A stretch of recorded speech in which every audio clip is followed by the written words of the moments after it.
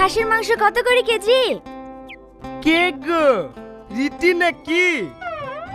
মাংস খাবা? কেন তোরাই খেতে পারিস নাকি? আমরা পারিনি। ও ভাই, মাংস কত করে কেজি গো? 700 টাকা। তোর পেটে সহ্য হবে না। ওইদিকে টাকা 10 টাকা সব পচা পুচি বিক্রি করছে। ওই 200 কিনলে বাড়ি যা। এই জানোয়ার, তোদের মতো কিপটি নাকি যে পচা ফুটি খাবো?